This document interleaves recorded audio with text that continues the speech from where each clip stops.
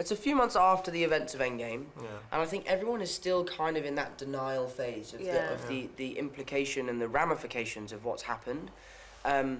Because if you really did disappear and come back for 5 years, that's not something you get over in 5 months. And that's also not something you come to term with in 5 months. So I think at this stage, our heroes and our cast are still very much kind of a little bit taken aback by what's going on, and Peter Parker especially.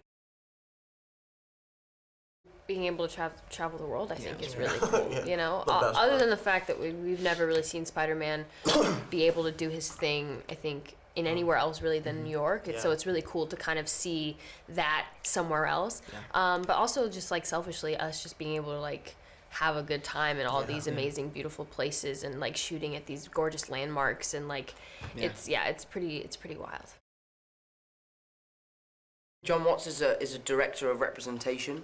You know, if you look at our cast, it's an incredibly diverse cast, and he's representing a whole load of people. And by going to these different places, we're representing different countries. We're representing Italy and Czech Republic and England, which for me, being able to represent my own city is a real honor. Oh my goodness, way definitely bigger. It's like it leveled up in For sure. I think there's like twice as many action sequences.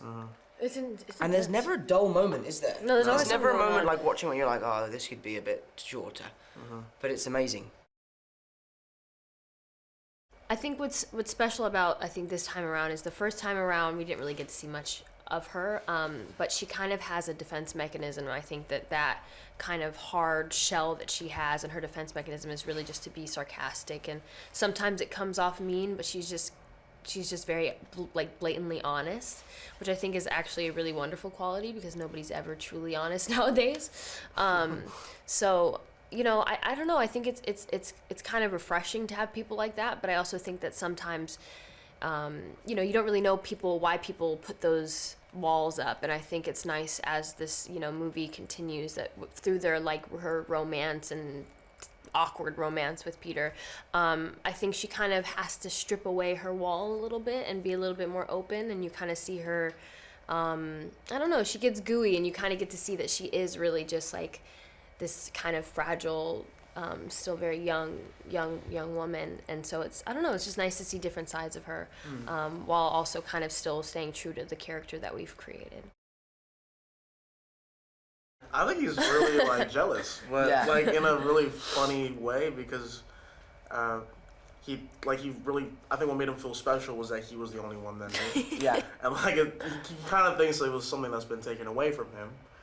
But I'm pretty sure he doesn't hate MJ. I mean, like, they all love each other, so I don't think there's any way that he'd like... Yeah, it seems like when you guys were on the bus and you do the FOS thing, that, like, you guys had a moment. You guys have become a team. Yeah, it wasn't like... He accepted it. Yeah, it wasn't like, no, like, I don't want you a part of this, so... If you had to bring in one more cast member to the FOS group, who would it be?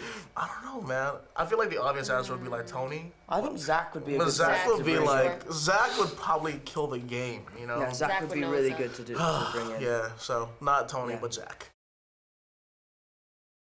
He wants to try and escape the responsibility of being Spider-Man, but unfortunately, the responsibility of being the friendly neighborhood superhero is not one you can run away from.